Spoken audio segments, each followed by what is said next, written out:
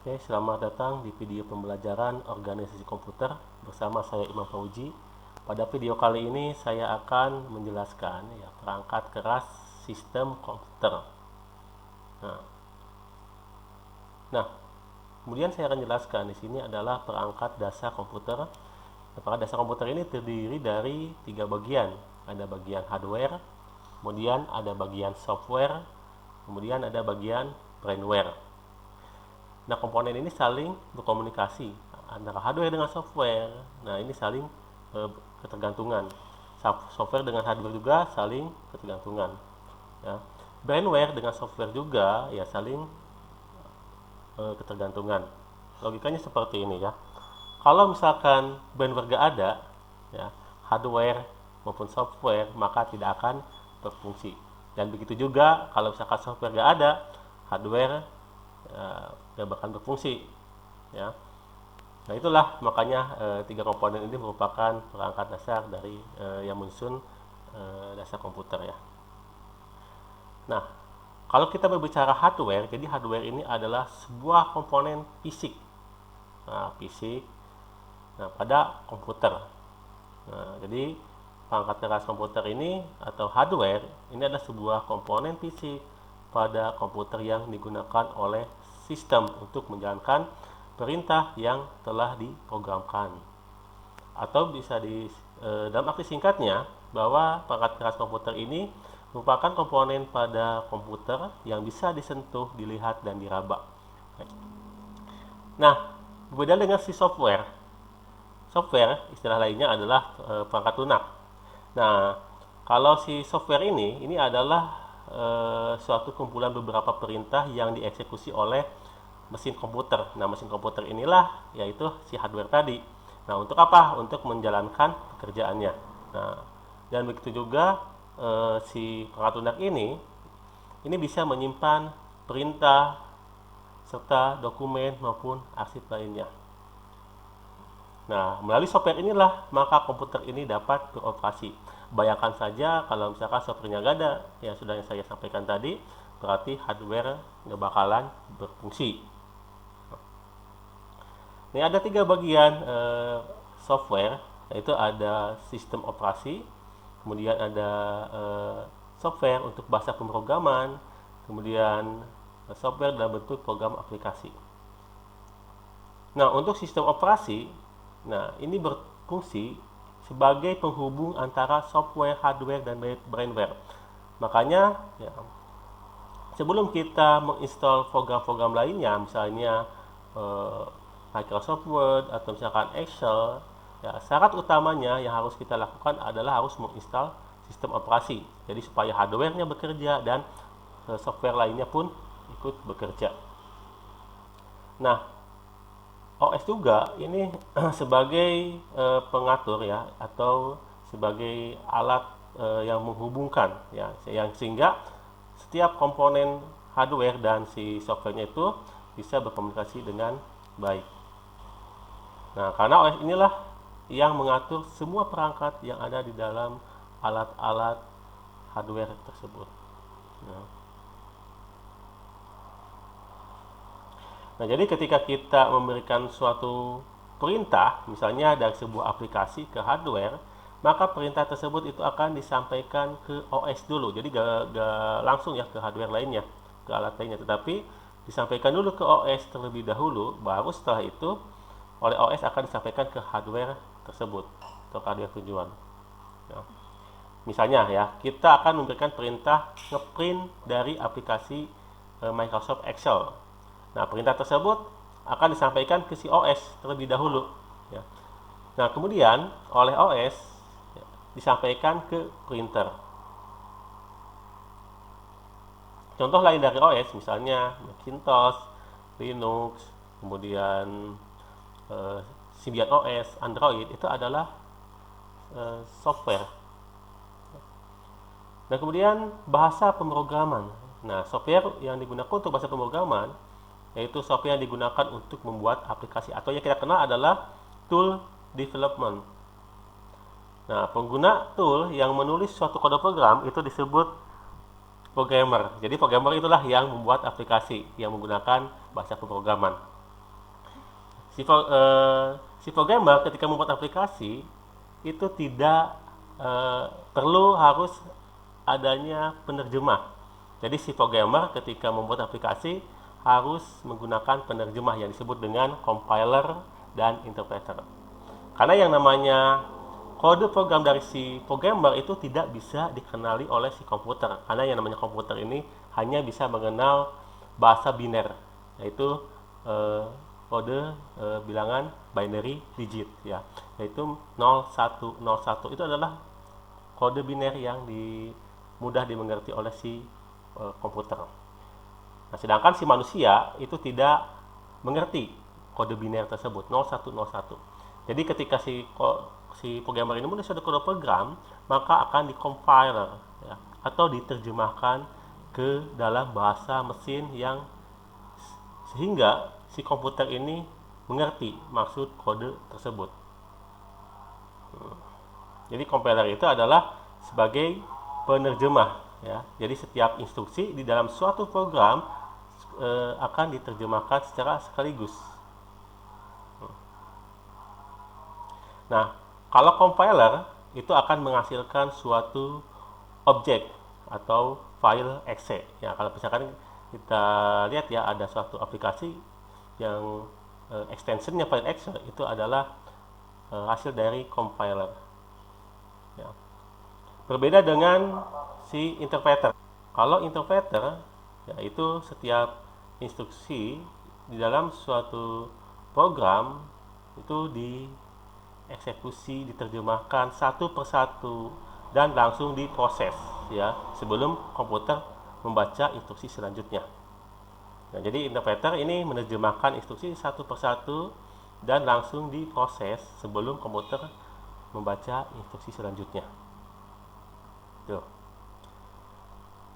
Nah, kemudian program aplikasi. Nah, program aplikasi ini merupakan suatu program paket yang telah dirancang dan dibuat khusus untuk kebutuhan, misalnya word processing untuk pengolahan kata, kemudian untuk pembuatan database, misalnya program database, kemudian program spreadsheet, misalnya kayak Excel, kemudian program computer aided design, kemudian program layout artikel atau publisher. Itu adalah program aplikasi ya, di mana program aplikasi ini program paket yang telah dirancang secara khusus ya untuk kebutuhan tertentu saja gitu. Nah, kemudian brainware atau istilahnya si pemakai, atau istilah lainnya orang yang menggunakan atau yang memakai atau yang mengoperasikan komputer ya. Nah, misalnya orang yang membuat program, apakah itu bisa dikatakan sebagai brainware? Ya, itu programmer adalah salah satunya ya, yang menggunakan komputer. Jadi programmer juga adalah sebagai brainware. Kemudian yang sering buka Facebook, sering buka misalnya pokoknya media-media sosial, yaitu juga sebagai brainware ya, termasuk ke dalam brainware. Nah, jadi yang penting ya dari definisi brainware ini adalah orang yang menggunakan atau yang mengoperasikan atau yang memakai perangkat komputer itu dikatakan sebagai brainware. Netizen, netter, ya itu adalah brainware ya. Yang netter ini yang sering melakukan surfing ya, atau orang yang sedang melakukan surfing di internet ya. Itu bisa dikatakan sebagai brainware ya. Nah, jadi brainware ini manusia atau ya jelas manusia ya. Jadi manusia yang terlibat dalam mengoperasikan atau pemakaian serta mengatur sistem di dalam perangkat komputer. Nah, gitu ya. Maka hardware dan software ini bisa berfungsi dengan baik, dengan optimal itu karena ada brainware. Ya, tanpa brainware, hardware dan software gak bakalan bisa berfungsi. Tuh. Nah, ibaratnya ya kayak mobil, ya mobil kalau misalkan tidak ada sopirnya ya gak bakalan jalan. Ya, itu aja seperti itu.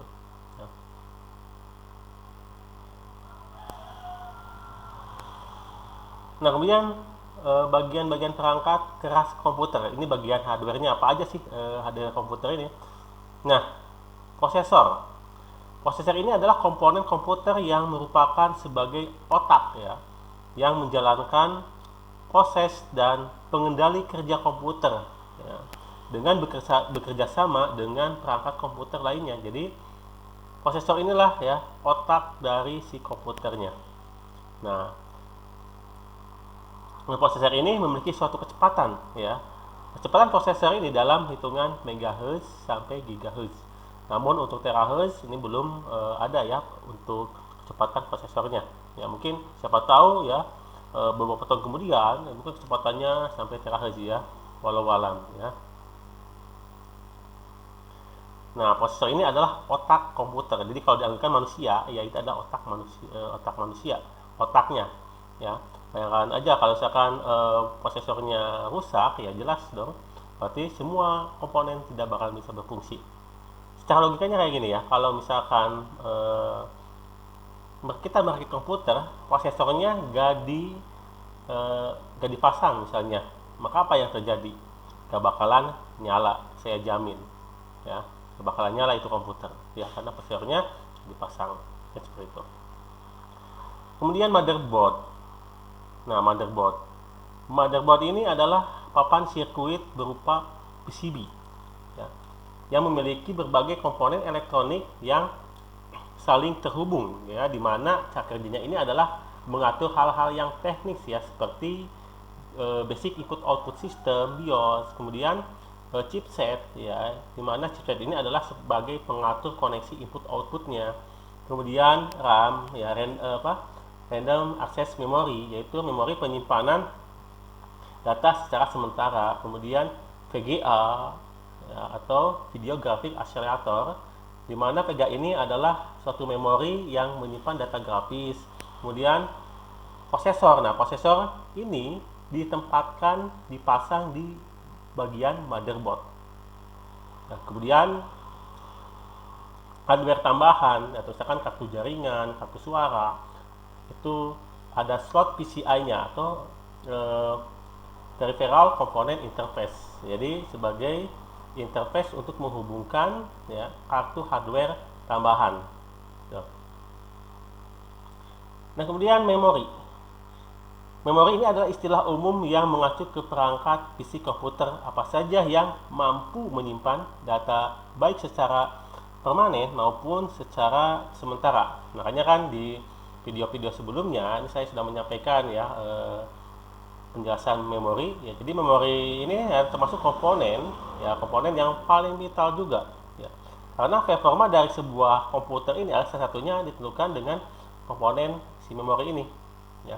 Loginya seperti ini aja. Kalau misalkan memorinya kecil, maka pemrosesannya juga ya akan kecil. Begitu juga kalau misalkan memorinya besar, maka kecepatan juga semakin besar ya. Intinya kayak gini aja. Memori ini adalah suatu ingatan ya.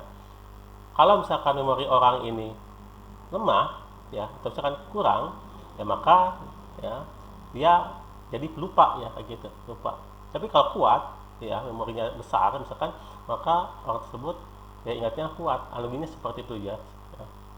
Analoginya seperti itu ya. Nah, memori ini jadi berfungsi untuk menyimpan data baik itu sementara maupun permanen ya. Jadi di sebelum-sebelumnya kan di dalam memori komputer ini kan ada yang memiliki sifat volatil dan non volatil, di mana kalau yang bersifat volatil ini itu akan kehilangan data ya ketika si komputer ini nanti dimatikan atau ketika kehilangan daya. Dan sebaliknya, kalau memori komputer yang bersifat non volatil, maka akan tetap menyimpan data tersebut walaupun komputer itu dimatikan atau kehilangan daya ya. Ya.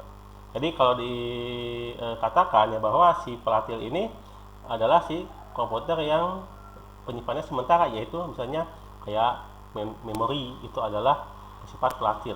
Tapi kalau non volatil itu misalkan hard disk itu penyimpanannya adalah secara permanen ya, permanen.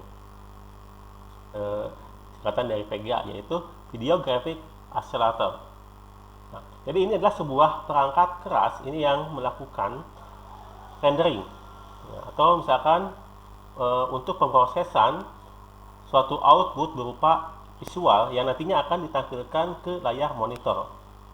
Nah, atau bisa dikatakan juga si VGA ini berfungsi untuk mengolah data grafis ya, untuk ditampilkan pada layar monitor komputer. Layar monitor komputer. Itu VGA card. Nah, namun di sekarang ini ya, di era sekarang ini ya, VGA card ini ada yang sudah on board dan ada yang off board ya. Kalau yang on board ini sudah terpasang di motherboard. Tetapi kalau yang off board VGA card ini salah satu VGA card ini adalah yang off board ya. Jadi dipasang secara terpisah ya. Jadi kalau misalkan saya ingin menambahkan memori grafik ya, dimana saya ingin untuk digunakan untuk kayak rendering ya, atau misalkan pemrosesan gambar yang lebih kuat atau image processing, maka kita harus menambahkan VGA card misalkan gitu. Nah, kemudian sound card. Sound card ini suatu perangkat keras komputer yang digunakan untuk mengeluarkan suara. Dan misalkan untuk merekam suara juga, ini bisa menggunakan sound card. Jadi sebenarnya sound card ini hanyalah sebagai pelengkap dari komputer. Namun kalau sekarang ini sound card ini adalah perangkat yang wajib di komputer ya. Apalagi kalau sekarang di motherboard kan sudah terintegrasi dengan sound ya. Jadi kita nggak perlu menambahkan sound card atau kartu suara karena sudah terintegrasi. Kecuali kalau misalkan saya ingin lebih ekspansi ke misalnya untuk pengolahan suara yang lebih detail lagi ya, itu bisa menggunakan tambahan sound card. Misalkan untuk untuk pengolahan suara itu bisa menambahkan sound card. Network. Nah, network ini adalah jaringan dari sistem komunikasi data yang melibatkan sebuah atau misalkan lebih sistem komputer. Nanti yang dihubungkan menggunakan jalur transmisi alat komunikasi. Jadi ini adalah alat untuk sebagai penghubung ya suatu sistem komputer dengan komputer lainnya, atau sebagai alat komunikasi ini network ini.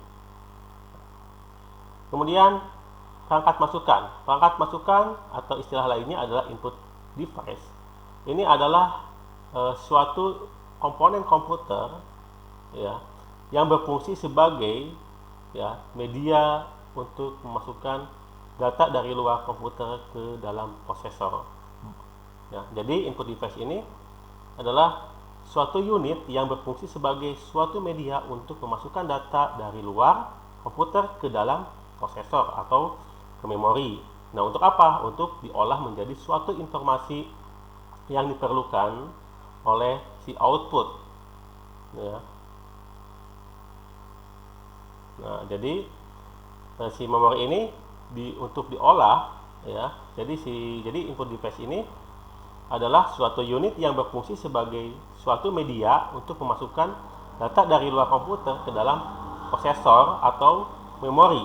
Nah, untuk apa? Untuk diolah menjadi suatu informasi yang diperlukan ya, sehingga berguna bagi ya si pembaca sih. Oke ya. Jadi input device ini adalah suatu unit data yang berfungsi sebagai media untuk memasukkan data dari luar komputer ke dalam prosesor atau ke memori. Nah, untuk apa? Untuk diolah menjadi suatu informasi. Ya. Nah, kemudian perangkat keluaran atau output device. Output device ini adalah perangkat komputer yang berguna untuk menghasilkan suatu keluaran. Nah, misalkan outputnya adalah ketika kita mencetak ke print ya, misalnya kita mencetak ya menggunakan printer, itu termasuk ke dalam output device. Berarti akan menghasilkan gambar di kertas. Atau misalkan kita mendengarkan lagu menggunakan speaker, itu adalah output device. Jadi ada yang dihasilkan dari pemrosesan tersebut. Kita misalkan menyalakan MP3 ya. Nah, maka akan menghasilkan output yaitu suara. Suaranya ini melalui output device yaitu speaker. Nah, kemudian perbedaan komputer dulu dengan sekarang. Nah, jadi ini sudah saya sampaikan di video-video sebelumnya. Ya. Jadi komputer utamanya kalau dahulu ini adalah komputer mainframe. Jadi komputer mainframe biasanya di generasi pendahulunya. Jadi komputer ini ukurannya cukup besar ya, mampu melayani program aplikasi secara bersamaan. Kemudian mendukung bahasa pemrograman yang berbeda. Nah, biasanya si komputer mainframe ini sebagai pusat data, ya misalkan di organisasi-organisasi ya di era dahulunya. Ya. Dan memiliki kemampuan ya yang sangat besar ya dalam pemrosesan yaitu di zamannya. Dan biasanya mainframe ini ditujukan untuk multi user. Ya, jadi komputer ini memiliki suatu Central Processing Unit atau CPU, kemudian memiliki storage device-nya, nah yang cukup besar, ya seukuran 2 lemari pakaian biasanya. Jadi makanya kalau komputer-komputer di era mainframe, ya di era-era generasi pendahulunya ukurannya cukup besar. Ya. Nah kalau sekarang, ya komputer ini adalah suatu kumpulan komputer dalam suatu jaringan. Artinya sistem komputer ini bisa melakukan pemrosesan sendiri dan bisa terkoneksi dengan komputer lainnya.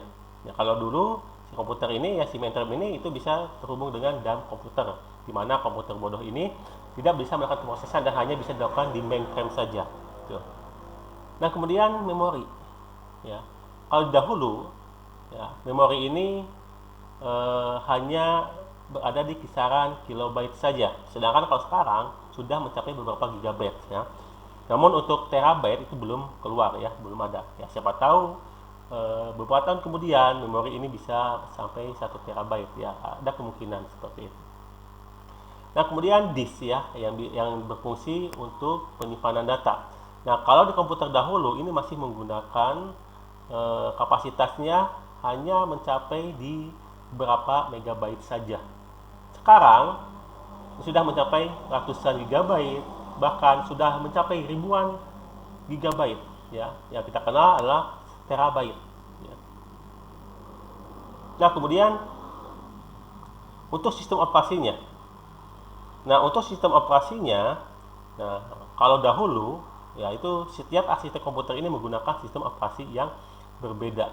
Ya, karena arsitekturnya pun berbeda, maka sistem operasinya pun khusus ya untuk arsitekturnya. Jadi nggak bisa digunakan sistem operasi tersebut ke arsitektur yang lainnya. Ya.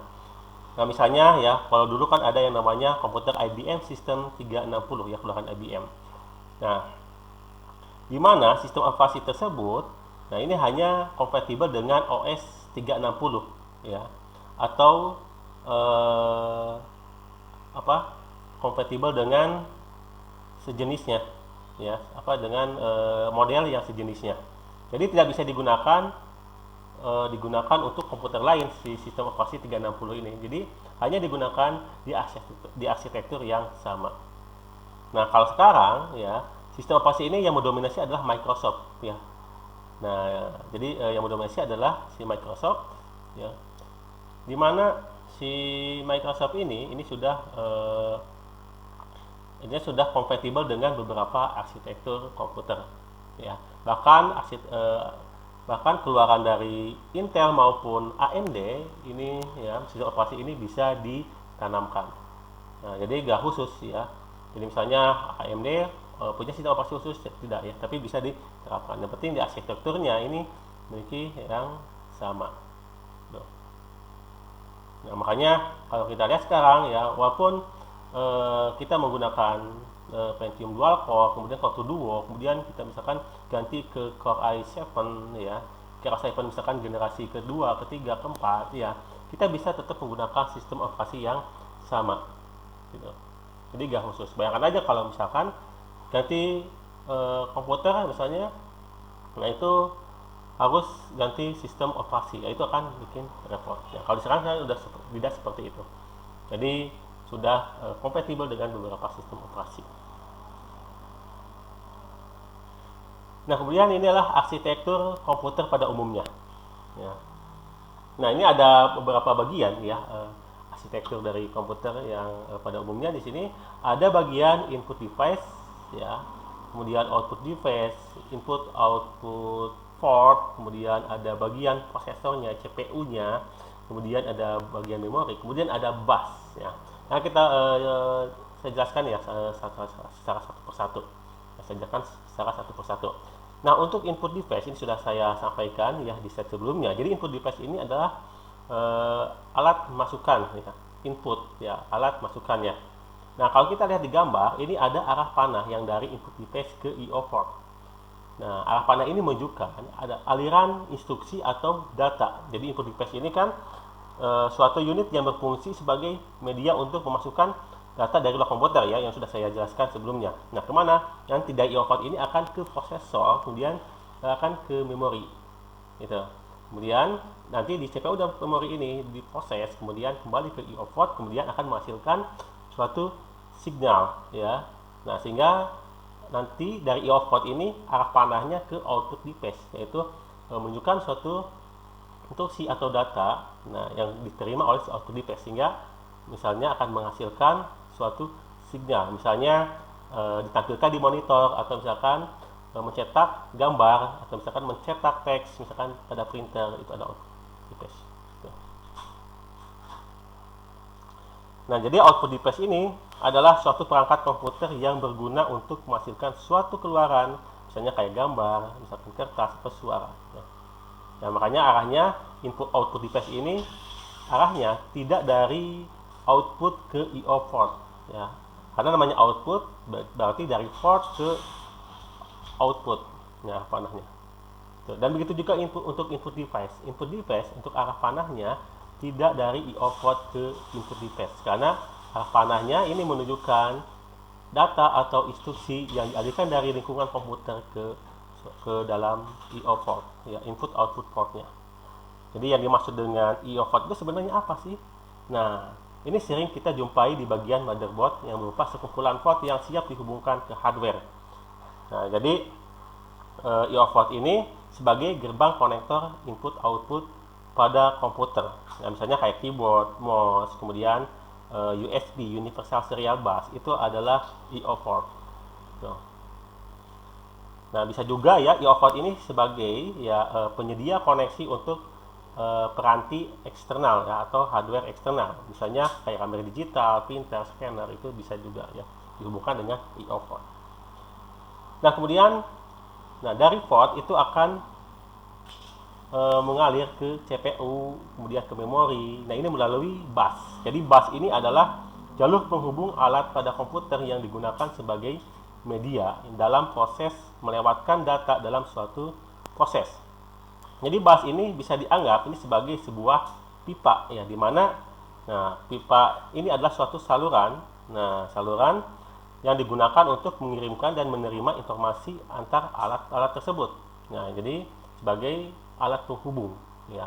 Jadi sebagai ibaratnya kayak pipa yang berisi ya data atau informasi yang dialirkan. Nah, sebagai penghubung ya, I/O port ke CPU, CPU ke memori. Nah, di sini ada 3 jenis ya bus, ada data bus, control bus, dan address bus. Ya, jadi kalau data bus ini adalah jalur perpindahan data ya, antar modul dalam sistem komputer. Jadi yang pindahnya ini adalah datanya. Nah, karena kalau data bus karena kalau data bus ini pada suatu saat tertentu ya, nanti setiap masing-masing saluran ini hanya dapat membawa 1 bit data saja ya. Maka jumlah saluran ini akan menentukan jumlah bit yang dapat ditransfer pada suatu saat. Nah, kemudian address bus, dari nama juga address, berarti itu adalah alamat. Nah, address bus ini digunakan untuk menandakan lokasi sumber. Nah, sumbernya, source-nya, dan destination-nya. Ini pada proses ketika dilakukan transfer data. Jadi yang menentukan kemana data ini dituju dan dari mana data ini diperoleh itu melalui address bus. Ya. Jadi di jalur inilah ya CPU ini akan mengirimkan alamat memori yang akan ditulis atau dibaca. Ya. Jadi address bus ini biasanya ini terdiri dari 16 atau 20, 24 atau 32 jalur paralel, biasanya seperti itu. Nah, kemudian control bus. Nah, control bus ini digunakan untuk mengontrol penggunaan serta akses ke data bus dan address bus. Nah, biasanya terdiri dari 4 sampai 10 jalur paralel. Ini adalah control bus. Itu.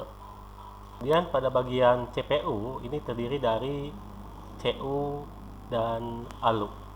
Jadi di dalam CPU ini ada dua komponen, control unit dan arithmetic logic unit. Nah, untuk komponen ALU ini sudah dibahas ya di video-video sebelumnya. Ini saya tawarkan kembali ya. Jadi ALU ini adalah salah satu bagian dalam satu sistem komputer. Fungsinya ini adalah untuk melakukan operasi perhitungan aritmatika ya, karena dari namanya juga aritmatika. Nah, dan logika ya. Nah, jadi namanya juga karena aritmatika dan logika unit. Jadi unit untuk pemrosesan yang berkaitan dengan aritmatika dan logika. Nah, misalnya operasi aritmatika dalam operasi penjumlahan, kemudian pengurangan. Nah, misalnya kalau operasi logika, misalkan logika AND, OR, NOT itu adalah operasi yang dilakukan di ALU. Nah, bayangkan aja kalau misalkan di dalam satu komputer ini nggak ada yang namanya ALU, gimana bisa kita melakukan suatu perhitungan? Ya, misalnya kita menggunakan mengolah data statistik atau misalnya perhitungan-perhitungan yang berkaitan dengan keuangan, maka nggak bakalan jalan seperti itu kalau misalkan di CPU itu tidak terdapat ALU. Nah, jadi tugas utama ALU ini adalah melakukan perhitungan aritmatika yang terjadi sesuai dengan instruksi program. Misalkan saya menginput menggunakan kalkulator ya, yang ada di komputer, 1 ditambah 1, maka ALU ini akan bekerja. Kemudian misalnya 2 dibagi 2, maka ALU yang bekerja. Nah, itu ya. Kalau control unit ini adalah bagian dari CPU yang bertugas untuk memberikan kendali atau arahan terhadap operasi yang dilakukan di bagian ALU. Jadi ALU ini dengan CPU ini ya saling berkomunikasi ya. Jadi yang dilakukan oleh ALU ini akan dikendalikan oleh bagian CPU. Nah, selain itu juga output dari CPU ini ya ini nanti bisa mengatur aktivitas bagian lainnya dari perangkat CPU lainnya. Jadi yang mengatur ya keseluruhan perangkat yang ada pada sistem komputer ini bagian CPU. Jadi si CPU ini adalah yang mengatur aktivitas bagian lain dari perangkat CPU. Nah, jadi semuanya komponen-komponen ini terhubung dengan suatu bus ya, data bus, control bus, dan address bus. Jadi kalau panahnya ada dua arah, itu menunjukkan berkomunikasi, menerima dan mengirimkan. Nah, itu. Kalau arah panahnya dari sumber itu menunjukkan mengirimkan. Kalau misalkan arah panahnya menunjukkan ke komponen tersebut, itu menunjukkan menerima. Yang berhubungan langsung dengan CPU ini adalah main memory ya, atau yang kita kenal adalah RAM. RAM ini adalah suatu memori tempat penyimpanan data sementara. Ini ketika saat komputer ini dijalankan dan dapat diakses secara acak. Jadi fungsinya ini untuk apa si RAM ini? Untuk mempercepat pemrosesan data pada si komputer.